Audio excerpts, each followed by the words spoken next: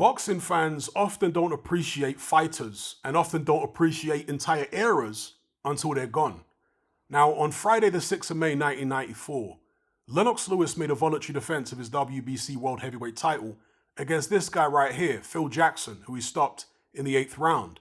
And during the Sky Sports UK broadcast of this show, they did an interview with a prominent American boxing journalist at the time called Mike Katz. Now, this interview, as far as I know, only occurred on the UK Sky Sports broadcast. And it wasn't during the actual fight itself, from what I can remember. It was during the undercard at some point on the Sky Sports UK broadcast. So they interviewed Mike Katz, and in the interview, I remember very vividly, he had a neck brace on, and his beard was more full than what you see in this picture. And he was deriding the heavyweight division in the interview. He was talking about how none of these guys can fight. Bear in mind, at the time, there was Lennox Lewis, who was still unbeaten, Evander Holyfield, Riddick Bowe, Michael Moorer, Ray Mercer. But yet this guy was saying they're all garbage, basically. And he was longing for the return of Mike Tyson, who was imprisoned at the time, to restore order to this terrible shambles of a heavyweight division.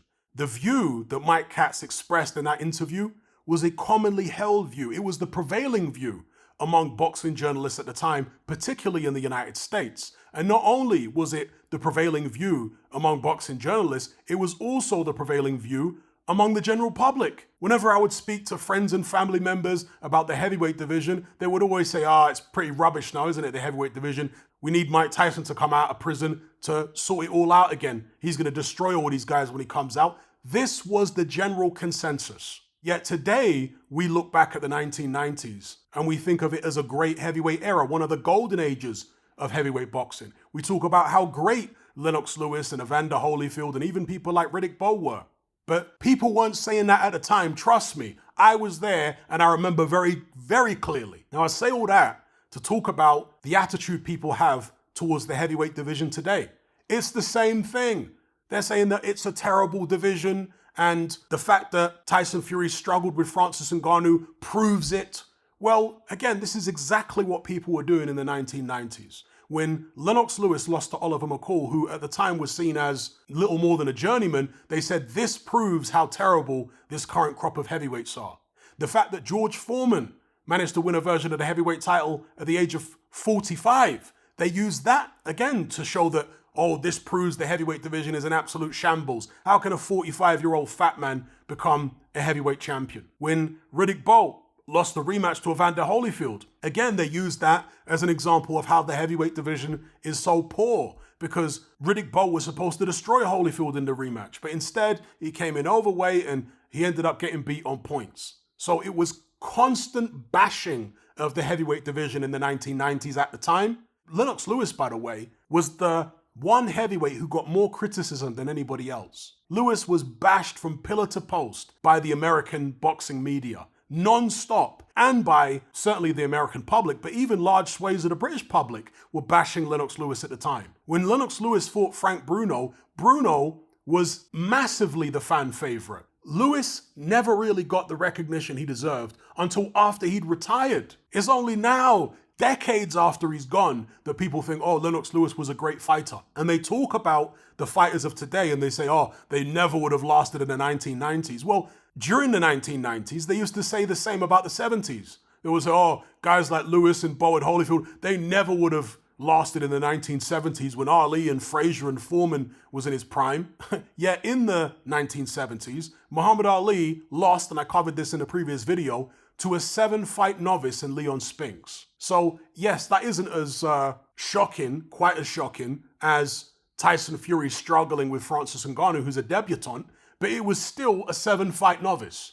A 7-fight novice who went on to have a pretty poor career in Leon Spinks. And incidentally, Muhammad Ali was, I think, 36 years old when he lost to the 7-fight novice Leon Spinks. Tyson Fury is 35 years old when he struggled with Francis Ngannou. So he's around a similar stage of his career that Muhammad Ali was at when Ali lost to Spinks. It happens. You can come in out of shape. You can underestimate a guy. You can get caught with a big punch. It's heavyweight boxing, folks. There tends to be more big upsets in the heavyweight division historically than any other division. I'm telling you now, in 10 or 20 years' time, people are going to look back at this current heavyweight era with Tyson Fury, Alexander Usyk, Anthony Joshua, etc. And they're going to say, wow, those were the days when the heavyweight division was special. I guarantee it. People never learn. People always think the grass was greener back in the days in terms of heavyweight boxing. I mean, I forgot to mention when Mike Tyson lost to Buster Douglas. Go and watch the Sky Sports broadcast. There's a moment where Colin Hart, who's still around as a journalist in the UK today, on the UK Sky Sports commentary said that Muhammad Ali would have toyed with Mike Tyson. He would have played with him. And this performance against Buster Douglas proves it.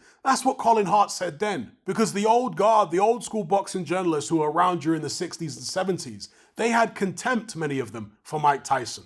Oh, Ali would have played with him. Ali would have done it.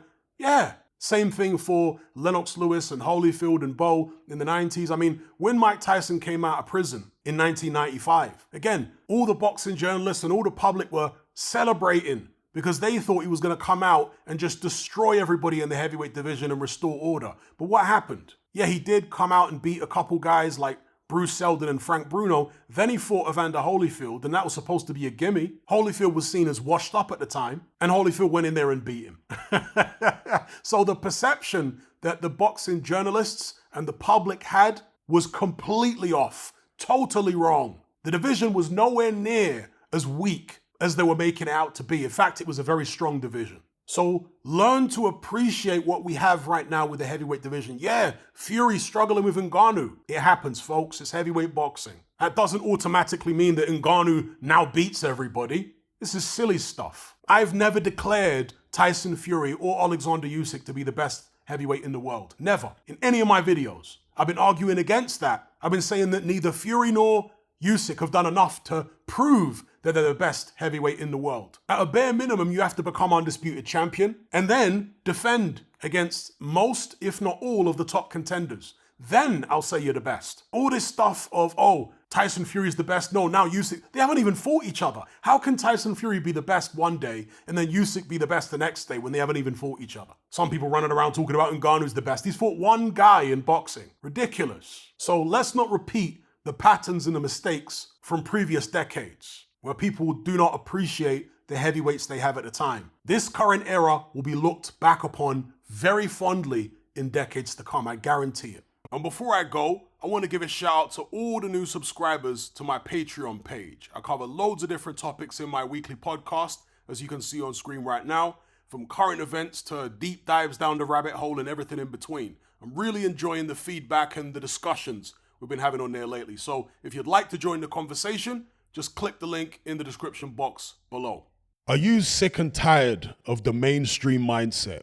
Does the dogmatic conformity and pathological ignorance have you tearing your hair out in frustration? Then don't be alone. Come and join our brotherhood on Patreon. We stand as a beacon of reason against an army of insanity. You'll gain access to my weekly topical podcast, where we take more deep dives than Jacques Cousteau on an endless variety of subjects. There's also videos, interviews, live Q&As, as well as a vast back catalogue of previous episodes, including my popular Confessions of a Nightclub Bouncer series. You can listen via the Patreon app or download in high-quality MP3. Connect with myself and hundreds of other members in our Element chat group. There's no contract, no commitment. You can cancel at any time, and it's cheaper than a Mickey D's McMuffin. Just head to my Patreon page via the link below this video and select the tier called the Brotherhood of Reason. I'll see you over there.